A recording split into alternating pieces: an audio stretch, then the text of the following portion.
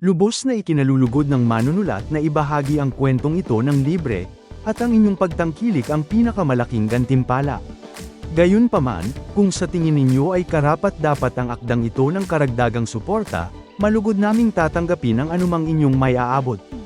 Maaari po ninyong gamitin ang QR codes o ang bank account details na makikita sa inyong screen. Anumang halaga ay makatutulong upang patuloy na makalikha ng mga bagong kwento. Para sa mga katanungan o iba pang concern, maaari po kayong mag-email sa address na nakalagay din sa inyong screen. Tandaan po na hindi ito sa pilitan, kundi isang voluntaryong pagsuporta lamang. Maraming salamat po. Kung na-enjoy nyo ang mga kwento sa channel na ito, i-click mo na yung subscribe button sa baba. At para sure na hindi ka maiiwan, i-on mo na rin ang notification bell para ikaw ang unang makakita ng bagong upload natin. Ang nilalaman ng akdang ito ay buong-buong kathang-isip lamang. Lahat ng pangalan ng tauhan, mga lugar, at pangyayaring inilarawan ay mula sa malikhaing imahinasyon ng manunulat. Kung mayroon mang pagkakahawig sa mga pangalan ng tao, lugar, o insidente sa tunay na buhay, buhay man o yumao, ito ay hindi intensyonal at isa lamang purong nagkataon. Nagising si Enzo sa tunog ng kanyang alarm, 1 oras bago ang simula ng kanyang shift. 8:00 na ng gabi. Medyo mabigat pa ang kanyang talukap dahil sa pilit na pag-idlip kanina, pero agad siyang bumangon nang maalala ang trabaho at ang lalaking gumulo sa isip niya bago siya makatulog. Dahan-dahan niyang nilapitan si Renz na mahimbing pa ring natutulog sa tabi niya. "Renz, gising na. Kakain na tayo ng dinner." Malambing nagising ni Enzo habang hinahaplos ang buhok ng pamangkin. Matapos ang ilang hikab at kusot ng mata, nagising din si Renz. Agad silang nagtungo sa kusina para sa kanilang hapunan. Habang kumakain, napansin ni Enzo na masigla ang bata, tila sapat ang naging tulog nito kaninang hapon. Pagkatapos kumain, hinayaan ni Enzo si Renz sa sala. Inilatag niya ang mga paboritong laruan nito sa sahig para manatili itong abala. "Dito ka muna maglaro ha, magtatrabaho lang si Tito sa kwarto, pero huwag masyadong magpuyat, okay? Tatawagin kita mamaya," bili ni Enzo. Tumango ang bata at nagsimulang paglaruan ng kanyang mga robot. Pumasok naman si Enzo sa kanyang kwarto, binuksan ang laptop sa kanyang desk at nagsimulang mag-login. Habang hinihintay na mag-load ang mga system niya, iniwan niyang bahagyang nakabukas ang pinto ng kwarto para marinig pa rin niya ang ingay ni Ren sa labas. Bagaman nakatulog naman ang bata kanina sa hapon, alam ni Enzo na kailangan pa rin itong makatulog ng maaga mamaya para hindi ito mahirap gisingin kinabukasan. Eksaktong pag-login sa system, biglang umilaw ang screen ng kanyang phone sa gilid ng laptop. Bahagyang nandaki ang mata ni Enzo nang makita ang pangalan sa screen, William. Bibilis na sana ang tibok ng puso niya para sagutin ito, pero biglang tumunog ang kanyang headset. Isang customer call ang pumasok sa kanyang computer system. "Damn it," bulong ni Enzo. Wala siyang nagawa kundi titigan ang phone niyang patuloy na nag-vibrate habang kailangang sagutin ang tawag mula sa isang kliyente. "Good evening, this is Enzo speaking. How can I help you today?" ang sabi niya sa headset. Napabuntong hininga siya. Hindi niya alam kung kailan siya makakukuha ng pagkakataong tumawag pabalik dahil sa nagsimula na ang dagsa ng trabaho sa kanyang screen, pero sa kabila ng pagiging abala niya sa headset, hindi tumigil ang phone niya. Matapos ang unang missed call, muli itong umilaw. William pa rin, at hindi lang isa o dalawa, dahil tila may mahalagang sasabihin ang lalaki kaya sunod-sunod ang pagpasok ng tawag nito, dahilan para mapakunot ang noo ni Enzo at mapatingin sa kawalan habang pilit na kinakausap ang customer sa kabilang linya. Mag-aalas 12 na ng gabi, sa wakas ay humupa na ang dagsa ng mga calls sa system ni Enzo. Sinamantala niya ang maikling katahimikan para silipin si Ren sa sala. Nakatulog na pala ang pamangkin sa sahig sa gitna ng kanyang mga laruan. Maingat na binuhat ni Enzo ang bata at hiniga sa kwarto para maayos ang tulog nito. Pagbalik niya sa kanyang desk, tiningnan niya ang kanyang phone. Tumigil na ang pagtawag ni William kanina pa. Halos 10 missed calls din ang nakatala sa screen.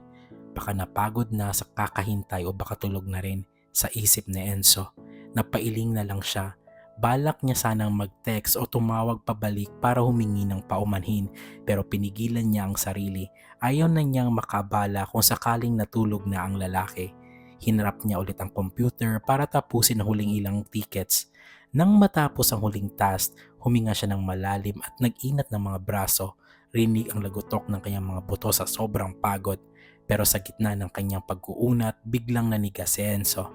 Tok, tok, tok. May marahang kumakatok sa pinto nila sa labas. Napatingin si Enzo sa wall clock. 12:15 a.m. Kinakabahan siya ng bahagya. Wala naman siyang inaasahang bisita o delivery sa ganitong oras. Dahan-dahan siyang tumayo, tinanggal ang headset at lumabas ng kwarto. Dumaan muna siya sa kusina para kumuha ng kutsilyo. Panigurado lang bago dahan-dahang lumapit sa pintuan. Sino yan? Mahinang tanong ni Enzo. Sapat lang para marinig ng nasa labas pero hindi magigising si Renz. Walang sumagot pero muling kumatok ng 2 beses. Sumilip si Enzo sa bintana sa gilid ng pinto. Nanlaki ang kanyang mga mata nang makitang isang pamilyar na figura na nakatayo sa labas ng kanilang bahay. Mabilis na binuksan ni Enzo ang trangka at pinto. Bumulaga sa kanya si William na nakatayo sa labas, suot ang isang simpleng polo shirt at pantalon. Kahit madaling araw na at mukhang pagod ang mga mata nito, nandoon pa rin ang kakaibang aura niya. May hawak itong paper bag mula sa isang kilalang fast food restaurant, ang tanging bukas na makakainan sa ganitong oras. William, anong ginagawa mo rito? Madaling araw na, gulat na tanong ni Enzo habang dahang-dahang ibinaba ang hawak na kutsilyo sa sahig. Hindi agad sumagot si William. Sa halip, tininan niya si Enzo ng matagal, tila sinusuri kung okay lang ba talaga ito. Pero bago pa siya magsalita, napababa ang tingin ni William sa sahig, sa kutsilyong kabababa lang ni Enzo. Bahagyang tumaas ang kilay ng lalaki at muling tumingin kay Enzo na may kasamang mapang-asar na ngiti. Are you planning to cook at this hour or was that for me? Biro ni William. Ang boses ay malalim pero may halong tawa. Panigurado lang, madaling araw na kaya, depensa ni Enzo na nakaramdam ng bahagyang hiya. Itinaas ni William ang dalang pagkain. Relax, I come in peace. I brought you some food. I figured you haven't eaten properly because of your shift and this was the only place open. Bago pa man makasagot si Enzo, naramdaman niyang marahang pagdampi ng likod ng kamay ni William sa kanyang pisngi. Malamig ang balat nito dahil sa hangin sa labas pero nag-iwan ito ng kakaibang kuryente sa pakiramdam ni Enzo. Pumasok ka muna, paanyaya ni Enzo na karamdam ng biglang pag-init ng kanyang muka. Pagpasok sa loob, diretsong dinala ni William ang pagkain sa hapagkainan. Habang naglalakad si Enzo para kumuha ng baso, bigla siyang napatigil nang maramdaman ang mga kamay ni William na humawak sa kanyang magkabilang balikat mula sa likuran. Don't do that again, Enzo. Bulong ni William malapit sa tenga niya, dahilan para kilabutan si Enzo. Ang hindi sumagot sa tawag ko, it drives me insane thinking you might be in trouble. Hinarap ni Enzo ang lalaki. Sa lapit nila, amoy na amoy niya ang pabango ni William na humahalo sa amoy ng fast food na dala nito. Hinawakan ni William ang baba ni Enzo at bahagyang inangat ito para magtagpo ang kanilang mga mata. Kahit abala ka sa trabaho, isang okay lang na text sapat na sa akin, understand? Sabi ni William sa tono ng puno ng lambing at pag-aalala. Nanatiling nakatingala si Enzo, pilit na hindi umiiwas sa matapang na titig ni William, pero sa kabila ng kilig, nandoon isang bahagi sa isip niya na naguguluhan. Bakit ganito ang lalaking ito? Dahan-dahang inabot ni Enzo ang kamay ni William na nakahawak sa kanyang baba at marahan itong ibinaba. William, teka lang. Mahinang simula ni Enzo, pilit na pinapakalma ang sarili. Salamat sa pag-aalala at salamat din dito sa pagkain, pero hindi mo naman kailangang gawin ito. Tumitig lang ng malalim si William. Ang mga mata ay hindi kumukurap. Alam niya kung ano ang tinutukoy ni Enzo pero hinayaan niyang magpatuloy ang binata. What do you mean? Iyong pagpunta mo rito ng ganitong oras dahil lang hindi ako sumagot. Mahinang sabi ni Enzo, hindi makatingin ng diretsyo. William, wala namang tayong ugnayan na kailangan mag-effort ka ng ganito para lang makasigurado na okay ako. Bahagyang natigilan si William. Ang mapangasar ng ngiti nito kanina ay tuluyang naglaho. Hindi siya lumayo. Sa halip ay mas lalo pa niyang tinitigan si Enzo na tila binabasa ang bawat emosyon sa mukha ng binata. Is that how you see it? Na kailangan may ugnayan muna bago ako magkaroon ng pakialam sa'yo? Mababa at seryosong tanong ni William. Hindi naman sa ganon, pero kasi I don't care about labels right now, Enzo. Pagputol ni William, ang boses ay puno ng otoridad pero may halong pakiusap. Alam ko lang, hindi ako mapakali kanina nang hindi mo sinasagot ang tawag ko. Is it so wrong to want to make sure the person I care about is safe? Napalunok si Enzo. Ang salitang care about ay tumama sa kanya ng malakas. Huminga ng malalim si William at muling hinawakan ang balikat ni Enzo bago ito binitawan. Kumain na tayo. Lumalamig na ang dala ko. Pagkatapos nating kumain, pag-usapan natin ang dahilan kung bakit ako tumatawag kanina. Pinihit ni William ang katawan para ayusin ang mga lalagyan ng fast food sa hapagkainan habang si Enzo ay nanatiling nakatayo, sinusubukang iproseso ang sinabi ng lalaki. Paglapit sa hapag, dahan-dahang naupo si Enzo sa tapat ni William. Kumuha siya ng baso ng tubig habang pinapanood ang bawat kilos ng lalaki. Suwabe at kontrolado na tila ba kahit pag-aayos ng burger sa plato ay isang seryosong transaksyon. Anyway, simula ni William. My secretary already finalized everything. We're going to Amanpulo next weekend. Napatigil si Enzo. Amanpulo, agad-agad, next weekend. Yes, it's all settled, maikling sagot ni William. Pero William, hindi ba pwede sa isang buwan na lang? Pakiusap ni Enzo. Ibinaba ang baso para seryosong makausap ang lalaki. Masyadong biglaan. Kailangan ko pang mag-ayos ng schedule sa shift namin at siguradong mahihirapan akong makahanap ng kapalit sa ganoong kaiksing abiso. Ibinaba ni William ang hawak niyang pagkain. May sumilip na mapaglarong kislap sa kanyang mga mata. Ang tono niya ay naging tila nanunukso pero kalmado pa rin. Next weekend is the best time, Enzo. Perfect ang weather, sabi ni William bago sumanda sa silya at ngumisi ng bahagya. O kaya, if you want to resign, you can. Kaya naman kitang buhayin. Halos lumuwa ang mga mata ni Enzo. Kasabay nito ang pagakyat ng tubig sa kanyang lalamunan kaya malakas siyang nasamid. Ano? Tanong niya na may pag-ubo. Namumula ang buong muka habang pilit na hinahabol ang hininga at naghahanap ng tissue sa mesa. Natawa ng mahina si William, isang maikling tunog na bihira lang marinig habang inaabot kay Enzo ang table napkin. I'm kidding. Relax. You look like you've seen a ghost. Nang mahimasmasan, tingnan ni Enzo si William ng masama, bagaman mabilis pa rin ang tibok ng puso niya dahil sa hirit nito. Hindi magandang biro yan, William. Ang layo na ng narating ng isip mo. I'm just saying, there's always an option, bawi ni William. Bumalik ang pagiging seryoso pero nandoon pa rin ang pagiging mapilit. But seriously, the trip stays. Just find a way to make it work, okay? Gusto ko lang na makapag-relax ka at matuwa si Renz. Dumating ang araw ng pag-alis at kahit puyat sa pag-aayos ng mga gamit, hindi maitago ni Enzo ang gaan ng loob dahil naaprubahan ang leave niya. Pero ang tunay na bida sa umagang iyon ay si Renz na hindi mapakali sa excitement habang hinihintay nilang dumating si William. Tito, dadating na po ba si Tito Dada? Anong oras tayo pupunta sa Amanpulo? Masayang tanong ni Renz habang tumatalon-talon sa tabi ng kanilang mga maleta. Papunta na yon, Renz. Let us wait, okay? Sagot ni Enzo habang inaayos ang suot na sombrero ng bata. Eksaktong pagtapos niyang magsalita, isang pamilyar na itim na sasakyan ang tumigil sa harap nila. Pagbaba pa lang ni William, binitawan na ni Renz ang hawak na maliit na backpack at mabilis na tumakbo patungo rito. Tito Dada, sigaw ng bata. Isang malapad na ngiti ang sumilay sa mukha ni William. Isang ekspresyon para sa bata lang yata nito nilalaan. Walang pag-alinlangang yumuko si William at sinalubong ang bata para kargahin. Hey kid, ready to see the beach? Yes, I have my goggles po. Masiglang sagot ni Renz sabay yakap ng mahigpit sa leeg ni William. Napabuntong hininga si Enzo habang pinapanood ang dalawa. Hindi ito unang beses pero tuwing nakikita niyang karga ni William ang bata at kung paano ito yumayakap ng mahigpit sa lalaki, tila may kung anong kumikirot sa dibdib nito. Ang natural na paraan ng paghawak ni William kay Renz, masyadong perpekto ang imahe.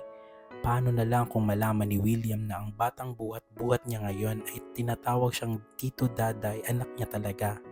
Hagad na iwinaksi ni Enzo ang isiping iyon nang lumingon sa kanya si William. Karga pa rin nito si Renz sa isang braso habang kabilang kamay naman ay kinukuha ang maleta ni Enzo. "Are you okay? Masyadong malalim ang iniisip mo," puna ni William.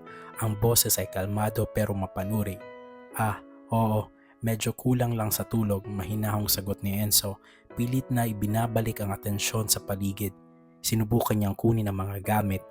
"Enzo, stop it," malambing pero may otoridad na sabi ni William. "I told you, relax. I got the bags and I got Renz. Just get inside the car." Muling napabuntong hininga si Enzo at sumunod na lang. Habang nakaupo sa loob ng sasakyan at pinapanood si Renz na walang tigil sa pagkukwento kay William, hindi mapigilan ni Enzo ang kabahan. Sa bawat Tito Dada na naririnig niya mula sa bata, pakiramdam niya ay unti-unting nabubura ang pader na itinatayo niya para itago ang sekretong ito. Nasa cabin ng private plane na sila. Nakaupo si Renz sa tabi ni William sa malapad na leather seat habang si Enzo naman ay nasa tapat nila. Pilit na nagbabasa ng magazine pero ang totoo ay nakikinig lang sa dalawa. "Tito Dada, look po," tawag ni Renz habang nakadikit ang mukha sa bintana. "The houses look like toys na. Are we higher than the birds na po?" Lumingon si William sa labas bago ibinaling ang tingin sa bata. Ang boses nito ay may kakaibang lambing. "Yes, kid. We're way above them now. We're cruising at 30,000 feet." 30,000? Pag-uulit ni Renz, tila sinasubukang isipin kung gaano kataas iyon. "Kasing taas po ba yun ng Giant? Pero bakit hindi po tayo nahuhulog even if the plane is heavy?" Bahagyang natawa si William, isang tunog na naging dahilan para mapalingon si Enzo mula sa kanyang binabasa. "It's because of the engines and the wings, Renz. The air holds the plane up as long as we're moving fast." "So parang kite po?" tanong muli ng bata. Lumingon ito kay William na may malaking kuryosidad. "Exactly, like a kite but much stronger," sagot ni William. Hinawakan niya ang maliit na balikat ni Renz. "Don't worry, this plane is very safe. As long as you're with me, you don't have to be afraid of anything, okay?" Tumango si Renz at sumandal ng mahigpit sa gilid ni William. Isiniksik ang sarili sa braso ng lalaki habang nakayakap dito. "I'm not afraid po. You're like a superhero, Tito Dada." Napabuntong hininga si Enzo at muling ibinaling ang tingin sa labas ng pintana sa kanyang gilid. Masakit panoorin ang ganoong eksena, ang pagtitiwala ng bata sa lalaking hindi niya alam na tunay niyang ama at ang pagtanggap ni William sa role na dada. Kahit pa nakuha lang nito ang bansag nito sa pagiging malapit nila. Paano na lang kung malaman ni William na ang katalinuhang hinahangaan nito sa bata ay nakuha ni Renz mula mismo sa kanya. Enzo.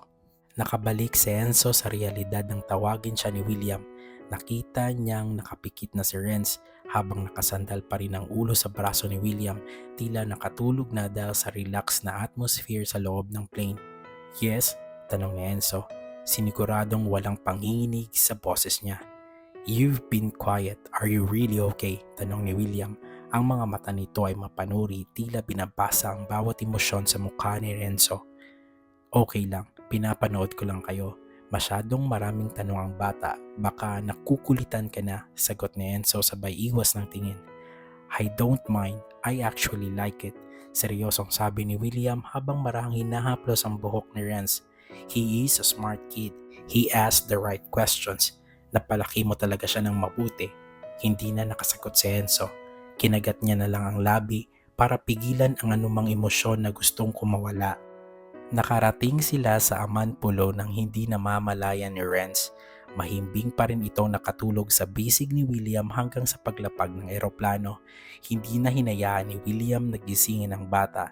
Siya na mismo ang nagbuhat dito ng tila walang kabigat-bigat habang protektado ang ulo ni Renz sa kanyang balikat.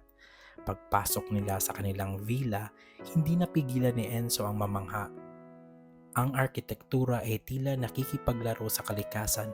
Mga dambuhalang salamin na nagpapakita ng infinity pool na direktang nakadugtong sa asul na dagat sa Sulusi. Ang buhangin sa labas ay kasing puti at kasing pino ng pulbos. Ang bango ng alat ng dagat at marahang hampas ng alon ay nagbibigay ng kakaibang katahimikan na ngayon lang naranasan ni Enzo. Dahan-dahang inihiga ni William si Ren sa malaki at malambot na kama sa master suite. Inayos niya ang kumot ng bata para masigurado na hindi ito lamigin bago marahang hinaplos ang noon nito. Isang galaw na puno ng pag-iingat na tila ba isang tunay na ama ang gumagawa nito. Nanatiling nakatayo si Enzo sa tapat ng glass door, nakatanaw sa palubog na araw na nagkukulay kahel at lila sa langit. Naramdaman ni Enzo ang presensya ni William sa kanyang likuran. Hindi siya lumingon pero ramdam niya ang init na nagmumula sa katawan ng lalaki. "It's beautiful, isn't it?" bulong ni William. Ang boses ay malapit sa tenga ni Enzo. "Sobra. Salamat pala, William. Hindi ko alam kung paano ka mapapasalamatan talaga sa pagdala sa amin dito." Sa halip na sumagot, naramdaman ni Enzo ang pagpalupot ng mga braso ni William sa kanyang bewang. Marahang isinandal ni William ang kanyang baba sa balikat ni Enzo habang ang kanilang mga katawan ay magkadikit, pinapanood ang parehong tanawin. "I didn't do this just for Renz," seryosong sabi ni William. Maruptob ang boses nito. Ramdam ni Enzo ang bawat paghinga ng lalaki sa kanyang leeg. "I did this because I wanted to see you like this, relaxed, happy, and away from everyone else." Napahawak si Enzo sa mga kamay ni William na nakayakap sa kanya. "William, shh." Malambing na pagpapatahimik ni William bago marang idiniin ang isang halik sa gilid ng leeg ni Enzo. Isang halik na matagal, mainit at tila nanunuot sa kailaliman ng kanyang pagkatao. "For the next few days, Enzo, sa akin lang atensyon mo. No work, no shifts, just us." Alam niyang mali ito pero hindi niya mapigilan ang sarili at humarap si Enzo sa loob ng mga braso ni William. Ang kanilang mga mukha ay pulgada na lamang ang layo. Sa ilalim ng takip silim, ang mga mata ni William ay tila nagniningning sa halo ng proteksyon at pagnanasa. Inilapit ni William ang kanyang mukha at ang kanyang mga labi ay bahagyang dumampi sa labi ni Enzo, sapat lang para mapatigil ang mundo ni Enzo. "You look breathtaking under this light," bulong ni William bago muling isinubsob ang muka sa leeg ni Enzo. Inaamoy ang bango nito habang masinikpitan ng yakap sa bewang niya. Hindi na nakasagot si Enzo. Ang bango ni William at ang init ng yakap nito ay tila tumunaw sa lahat ng kanyang pag-aalinlangan. Dahan-dahang iniharap ni William si Enzo sa kanya, hinawakan ng magkabilang pisngi at tiningnan siya ng diretso sa mga mata. "I've been wanting to do this properly since we got on that plane," bulong ni William bago dahan-dahang inilapit ang kanyang muka. Nang maglapat ang kanilang mga labi, tila huminto ang mundo. Malambot, maingat pero puno ng pagnanasa ang bawat dampi. Napapikit si Enzo at napahawak sa mga braso ni William. Hinihila ang lalaki ng mas malapit. Lalong naging malalim ang paghahalikan nila. Ramdam ang pananabik sa matagal na nilang kinikimkim, ngunit sa gitna ng init na sandali, isang maliit at paos na boses ang bumasag sa katahimikan. "Tito Dada, are you eating Tito's face po?" Halos mapatalon si Enzo sa gulat at mabilis na naitulak si William ng bahagya. Ang mukha ni Enzo ay kasing pula na ang paglubog ng araw. Si William naman ay napahawak sa batok, bahagyang napapikit at huminga ng malalim para pakalmahin ang sarili. Nakaupo na si Ren sa gitna ng kama. Gulo-gulo ang buhok at kinukuskus ang mga mata habang nakatingin sa kanila habang may halong kuryosidad. "Renz, gising ka na pala," nauutal na sabi ni Enzo habang pilit na inayos ang sariling damit at buhok. "Tito Dada, bakit po dikit na dikit yung face nyo kay Tito?" muling tanong ni Renz. Inosente ang pagkakasabi pero tumatago sa hiya kay Enzo. Lumapit si William sa kama ng may kalmado pero mapaglarong ngiti. Umupo siya sa gilid nito at kinulo ang buhok ni Renz. "I was just checking if your Tito has a fever, kid. You know, making sure he's not sick." Tiningnan ni Ren si Enzo pagkatapos ay bumaling ulit kay William. "Does checking fever need to use lips po? Sabi ni teacher, thermometer po dapat." Napahagikik si Enzo sa kabila ng hiyang nararamdaman nang makitang bahagyang natigilan si William. Ang lalaking laging may sagot sa lahat ng bagay ay tila nawala ng sasabihin sa inosenteng hirit ng bata. "Your teacher is right," pagbawi ni William sabay tawa ng mahina. "But Tito Dada has his own ways." "Pero gutom ka na ba?" "Yes po, I want to eat fries and see the pool." Sigaw ni Ren sabay talon pababa ng kama at magpapakarga ulit kay William. Pinuhat ni William ang bata at bago sila lumabas ng kwarto, lumingon siya kay Enzo at kinindatan nito, isang senyales na hindi pa tapos ang naudlot nilang tagpo. Nang tuluyang makalabasin na William at Renz ng villa, tila dinala nila ang lahat ng ingay at init sa silid. Naiwan si Enzo na nakatayo pa rin sa tapat ng glass door. Ang kanyang mga daliri ay dahan-dahang humawak sa sariling labi. Ramdam pa rin niya ang kakaibang kuryente at tamis ng halik ni William. Napabuntong hininga siya ng malalim at napasapo sa kanyang noo. Ano ba ang ginagawa mo, Enzo? Bulong niya sa sarili. Isang malaking katanungan ang naglalaro sa isip niya. Bakit siya nagpadala na sa emosyon? Bakit sa isang dampilang ng mga labi ni William tila nawala na lahat ng pag-aalinlangan niya? Hindi pa sila. Walang malinaw na label kung anong meron sa kanila ni William sa ngayon. Pero bakit hinayaan niyang magpahalik dito? Bakit tila ang katawan na niya mismo ang sumuko sa init ng lalaki kahit wala pa naman silang formal na ugnayan? Pilit niyang pinakalma ang kanyang sarili, inayos niya ang kanyang itsura sa harap ng salamin, pinapawi ang pamumula ng kanyang mga pisngi. Narito sila sa Manpulo para mag-relax at matuwa si Renz, pero habang mas lalong lumalapit ang loob ni William sa kanya, mas lalong nagiging mahirap para kay Enzo na kontrolin ang nararamdaman niya. Huminga siya ng malalim, pinalakas ang loob bago lumabas ng silid para sundan ang dalawa sa labas. Habang si Renz ay tila hindi na uubusan ng lakas, bawat labas niya sa tubig ay agad siyang dudukot ng fries sa basket bago muling tatalon sa pool. Renz, tama na muna ang fries, paalala ni Enzo habang pinapanood ang bata. Malapit na tayo mag-dinner, baka mabusog ka niyan at hindi mo na makain ang dinner mo mamaya. But it's yummy po, Tito. One last piece na lang po, sagot ni Renz sabay subo ng isang malaking piraso bago muling tumalon ng malakas sa tubig. Napailing si Enzo at akmang tatayo sana para kunin ang basket ng fries nang maramdaman niya ang kamay ni William na humawak sa kanyang braso para pigilan siya. Enzo, relax, malambing na sabi ni William. Hayaan mo muna siya, we're on vacation. Baka kasi sumakit ang tiyan niya, William. Alam mo naman ang batang yan, walang preno pagdating sa paborito niya. Depensa ni Enzo, bagaman unti-unti nang lumalambot ang boses niya. He'll be fine. Look at him, he's happy. Turo ni William kay Renz na ngayon ay nagpapalutang-lutang habang tumatawa. Inilapit ni William ang kanyang upuan ng mas malapit kay Enzo. Just chill and enjoy the sunset. Minsan lang tayo makakita ng ganito kagandang view na tayo-tayo lang. Napatingin si Enzo. Ang araw ay dahan-dahan nang humahalik sa dagat, nag-iiwan ng nagniningning na ginto sa ibabaw ng tubig. Sa katahimikan ng paligid, tanging ang tawa ni Renz at ang banayad na hampas ng alon ang naririnig. Ang ganda, bulong ni Enzo. Sa pagkakataong ito ay hinayaan na niyang lamunin siya ng kapayapaan ng lugar. It is, sagot ni William. Nang lumingon si Enzo, nakita niyang hindi sa dagat nakatingin ang lalaki kundi sa kanya. At mas maganda ang view mula rito sa pwesto ko. Hindi nakasagot si Enzo dahil sa muling pag-init ng kanyang mga pisngi. Sa ilalim ng naglalahong liwanag ng araw, tila mas naging seryoso at malalim ang titig ni William na para pang sa bawat segundong lumipas ay mas lalo nitong gustong angkinin ng atensyon ni Enzo. Habang tuluyang naglalaho ang huling sinag ng araw, naging mas banayad ang simoy ng hangin mula sa dagat. Napayakap si Enzo sa kanyang sarili, hindi dahil sa giniginaw kundi dahil sa tensyong nararamdaman sa tabi ni William. Are you cold? Tanong ni William. Hindi na ito naghintay ng sagot, tumayo siya at lumapit sa tabi mismo ni Enzo. Inilagay ni William ang kanyang braso sa likuran ni Enzo at dahan-dahang hinila ang lalaki palapit sa kanya. Dito ka sa akin para hindi ka lamigin.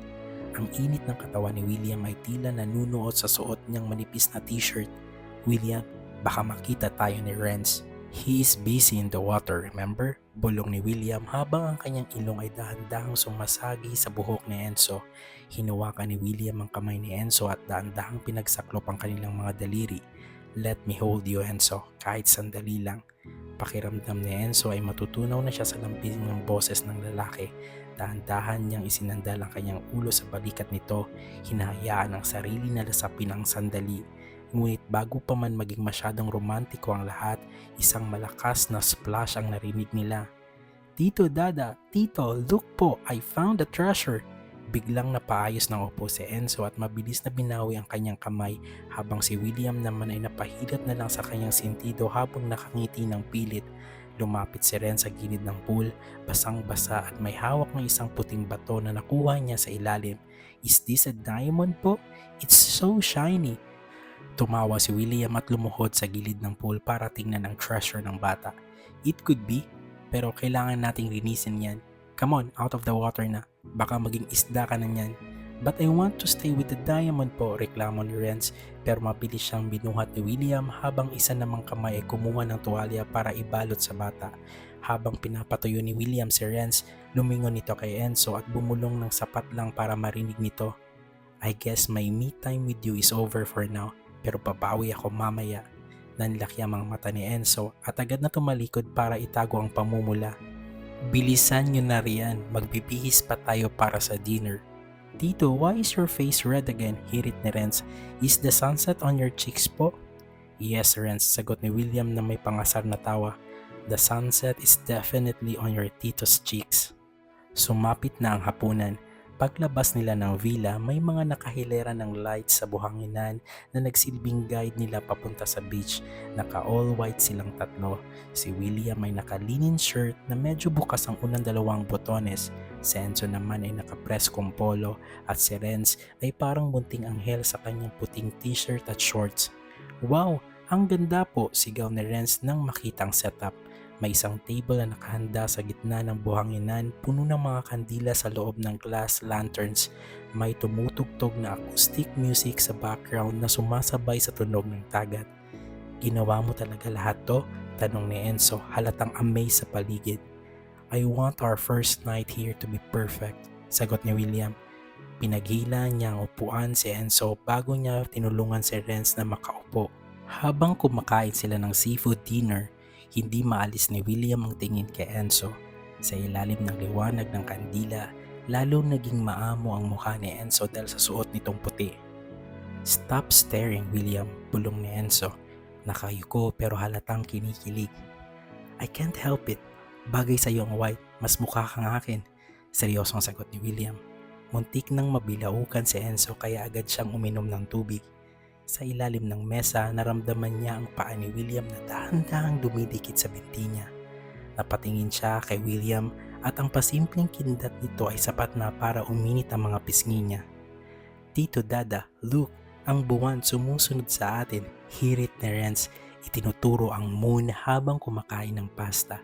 "Gusto lang makita ng moon kung gaano kaganda ang tito mo tonight, Renz," sagot ni William. Ang kamay nito ay pasimpleng lumipat sa ibabaw ng hita ni Enzo at pinisil ito ng bahagya. Halos mapatalon si Enzo sa upuan niya. "William, ang bata. He's busy with the moon, Enzo. At ikaw, sa akin ka lang tumingin," bulong ni William bago uminom ng wine, pero ang mga mata niya ay nanatiling nakatitig ng malalim kay Enzo. Maya-maya, tumayo si William at inabot ang kamay kay Enzo. "Sayaw tayo? Dito sa buhanginan? Paano si Renz?" "I can dance too po," singit ni Renz na agad tumayo at humawak sa kamay ni William. Natawa si William at binuhat si Renz sa isang braso, habang ang kabilang kamay naman nito ay inabot kay Enzo. Sa gitna ng beach, sa ilalim ng buwan, dahan-dahan silang nagsayaw. "Happy?" bulong ni William sa tenga ni Enzo habang magkadikit ang kanilang mga katawan. Hindi sumagot si Enzo. Ipinikit na lang niya ang kanyang mga mata at isinandal ang ulo sa balikat ni William. Sa gitna ng musik at hampas ng alon, hinayaan niya ang sariling damhin ang moment. Ang init ng katawan ni William at ang maliit na kamay ni Renz na nakahawak sa kanila habang iniisip na sa gabing iyon para silang isang tunay na pamilya. Tuluyan nang nagpasakop si Enzo sa kakaibang nararamdaman niya sa lalaki. Tila unti-unting nawawala ang kanyang pangamba. Habang dahan-dahan ang sayaw nila, hindi nagtagal ay naramdaman ni na Enzo at William ang pagbigat ng katawan ni Renz.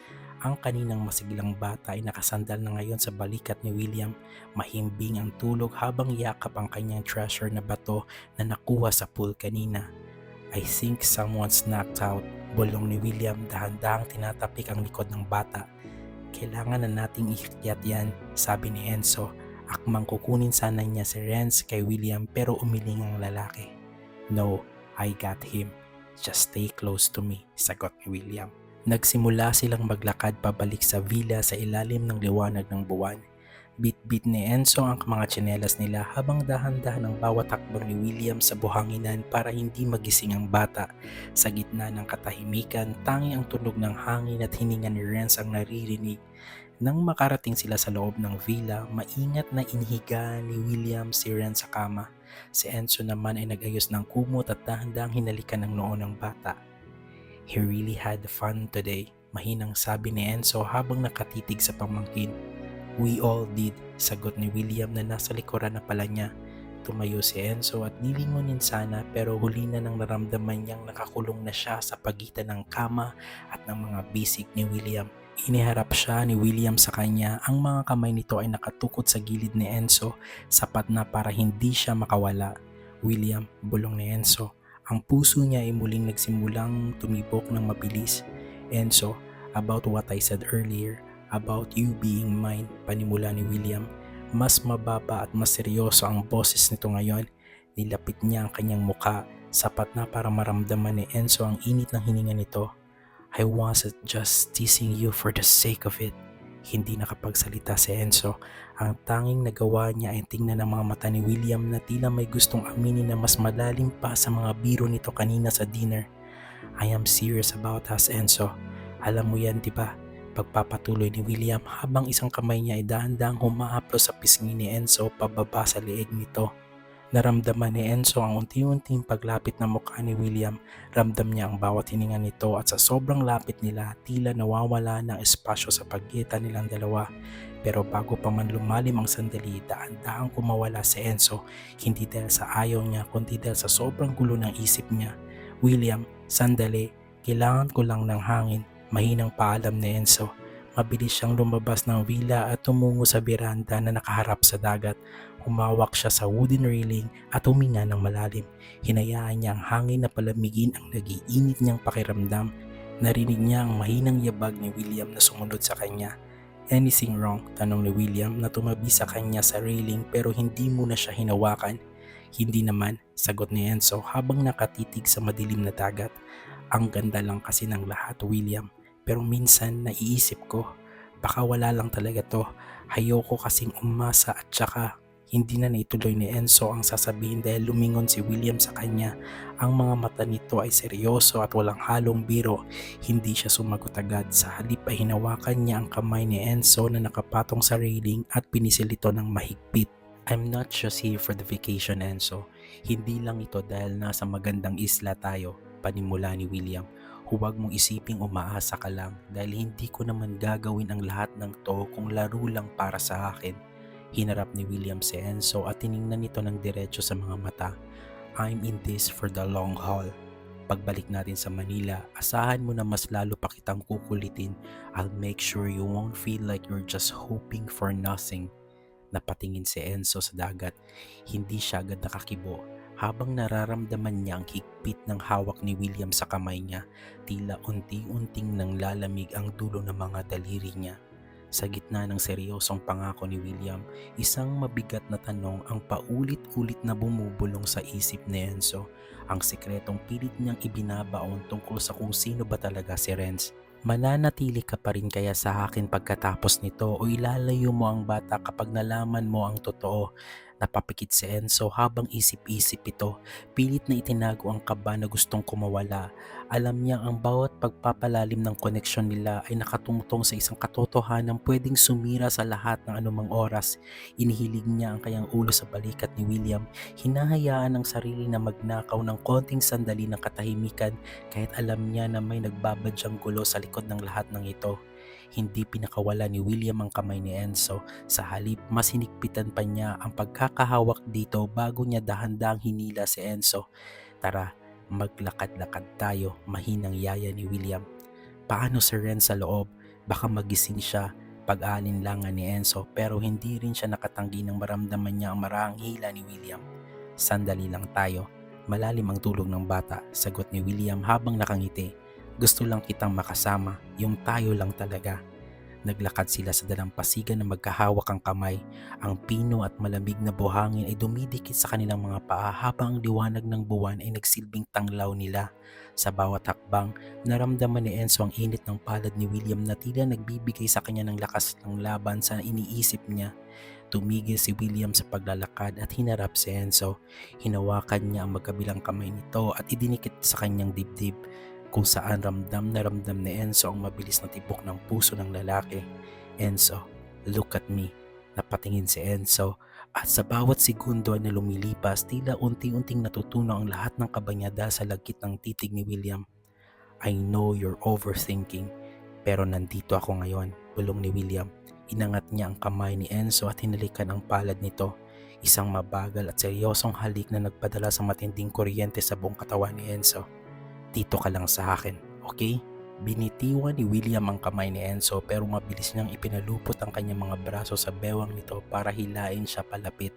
Sa sobrang lapit nila, ramdam na ni Enzo ang bawat paghinga ni William. Isinandal ni William ang kanyang noo sa noo nito, sapat na para magtama ang dulo ng kanilang mga ilong. "William," halos bulong na lang ni Enzo, tila nawawala sa sarili. "You're beautiful under the moonlight. It's almost unfair," sabi ni William. Ang boses ay puno ng paghanga. Dahan-dahan niyang inabot ang batok ni Enzo. Ang kanyang mga daliri ay dahang-dahang humahaplos sa buhok nito habang ang kabilang kamay ay nananatiling nakayakap ng mahigpit sa bewang ni Enzo na tila ayaw na itong pakawalan. Sa gitna ng tahimik na beach, habang ang buwan lang ang saksi, naramdaman ni Enzo na parang tumigil ang mundo.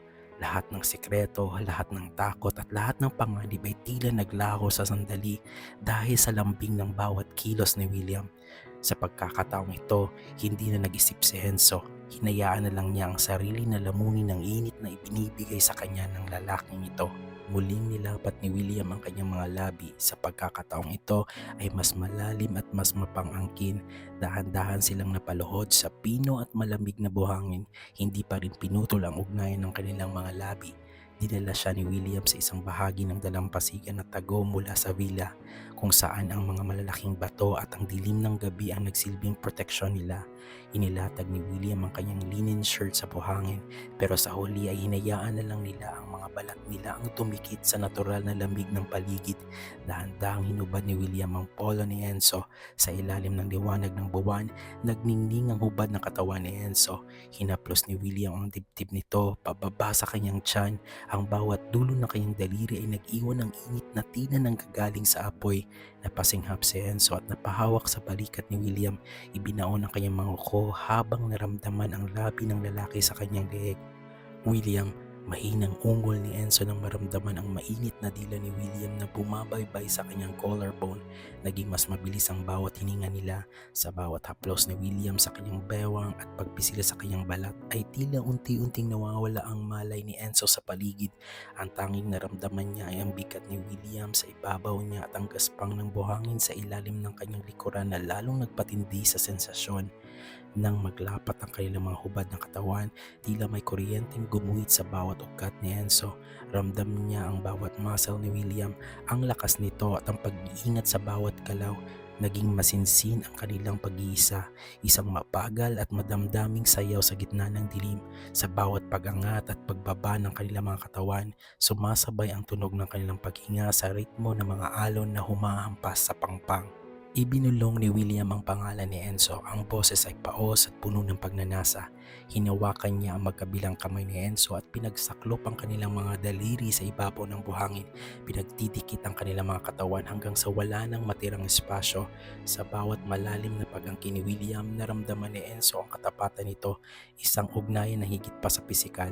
Para kay Enzo, bawat ungol at bawat haplos ni William ay parang isang pangako. Sa gitna ng init at pawis na namumuo sa kanilang mga balat sa kabila ng lambig ng gabi, hinayaan ni Enzo na dalhin siya ni William sa rurok ng ligaya.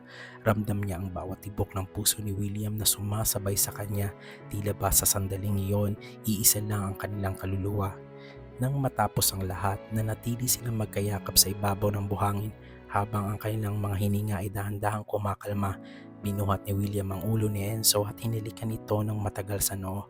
Walang salita, tanging ang tunog lang ng dagat ang namamagitan sa kanila habang pinupunasan ni William ang ilang butil ng pawis at buhangin sa mukha ni Enzo. Matapos ang mainit na tagpo sa dalampasigan, dahan-dahang tumayo si William at inalay ang kanyang mga kamay kay Enzo. Sa ilalim ng pilak na liwanag ng buwan, sabay silang lumakad patungo sa tubig. Ang bawat hakbang nila ay nag-iwan ng bakas ng basang buhangin hanggang sa tuluyan silang yakapin ng maligamgam na tubig ng dagat. Lumubog sila hanggang bewang, hinahayaan ng bawat alon na linisan ang kanilang mga katawan mula sa dumikit na buhangin. Iniharap ni William si Enzo sa kanya. Ang mga kamay nito ay marahang umahaplo sa bewang ni Enzo habang ang tubig ay sumasayaw sa pagitan nila. Enzo, mahinang tawag ni William. Ang kanyang boses ay tila may pakiusap, puno ng pagnanasang hindi pa rin lubos na napapawi sa nagdaang sandali. Dahan-dahan niyang iniyoko ang kanyang ulo. Ang kanyang hininga ay mainit sa tenga ni Enzo. Sa gitna ng katahimikan ng gabi, humiling si William sa isang paraang puno ng pagpapakumbaba at pagnanasa. Isang hiling na nanggaling sa pinakamalalim na bahagi ng kanyang pagkatao. Nais niyang maramdaman ang pinakamataas na uri ng pag-aalaga mula kay Enzo. Ang maranasan ng init at tulas ng labi nito na siyang magdadala sa kanya sa rurok na siya lang ang makakapagbigay. Naintindihan ni Enzo ang nais ni William kahit hindi ito sabihin ng buo. Dahan-dahang lumuhod si Enzo hanggang sa tubig dagat at umabot sa kanyang balikat. Sa bawat pag-alon, nararamdaman niyang marahang pagtulak ng tubig sa kanyang likuran habang nakatitig siya sa nag-iinit na anyo ni William sa kanyang harapan. Maingat na hinawakan ni Enzo ang pagkalalaki ni William. Dinadama ang bawat pintig at init na tila nanggagaling sa kalaliman nito. Sinimulan niya ito sa isang mahabang dampi ng kanyang tila mula sa ugat hanggang sa dulo. Ninanamnam ang alat ng dagat na humahalo sa natural na lasa ng balat ni William. Napasinghap si William at napahawak sa balikat ni Enzo para balansehin ang kanyang sarili na gumagalaw na sa buhanginan sa ilalim. Dahan-dahang binalot ni Enzo ang kanyang mainit na bibig ang dulo ng pagkalalaki ni William. Ang kaibahan ng lamig ng tubig sa labas at ang init sa loob ng bibig ni Enzo ay nagdulot ng matinding panginginig kay William. Hindi nagmamadali si Enzo. Bawat paggalaw ng kanyang ulo ay may kasamang ingat.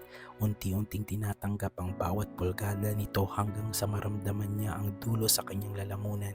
Ginamit ni Enzo ang kanyang dila para paikutin ang pinakasensitibong bahagi nito habang ang kanyang kamay ay sumasabay sa ritmo ng kanyang paggalaw. Ang bawat mahigpit na paghigop at ang banayad na pagkiskis ng kanyang mga labi ay nagdulot ng mga impit na ungol mula kay William na sumasabay sa ritmo ng mga alon. Ramdam ni Enzo ang pagbaon ng mga daliri ni William sa kanyang buhok. Tila ikinikiya siya nito sa bawat malalim na pagtanggap.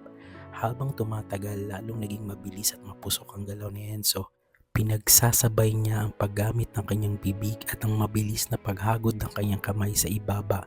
Tinitiyak na walang bahagi ng pagkalalaki ni William ang hindi nabibigyan ng atensyon. Ang bawat pag-ungol ni William ay lalong nagpapatindi sa pagnanais ni Enzo na ibigay ang lahat. Ang maramdaman ng bawat panginginig at bawat igkas ng katawan ng lalaking mahal niya. Nararamdaman ni Enzo ang papalapit na rurok ni William dahil sa mabilis na nitong paghinga at ang paghigpit ng hawak nito sa kanyang buhok. Hindi tumigil si Enzo. Sa halip ay mas lalo niyang ipinag-igi ang bawat pagsipsip. Hinahayaan ang sarili na malunod sa sensasyong hatid ng kanyang pagsasama sa ilalim ng dagat hanggang sa marating nila ang dulo. Isang matinding panginginig ang bumalot sa buong katawan ni William habang ibinibigay niya ang lahat kay Enzo. Tinanggap ni Enzo ang bawat patak ng init nito, hindi bumibitaw hanggang sa huling pintig. Habang ang dagat ay humahampas sa kanila na tila binabasbasan ang kanilang lihim na pagsasama. Nang matapos, tumayo si Enzo ng bahagyang hinihingal. Agad siyang sinalubong ni William at hinila ng isang mahigpit na yakap. Inilagay ni William ang kanyang mukha sa leeg ni Enzo. Hinahabol ang hininga habang ang kanilang mga basang katawan ay magkadikit. Enzo, bulong ni William. Ang boses ay paos at puno ng pasasalamat. Walang katulad, ikaw lang.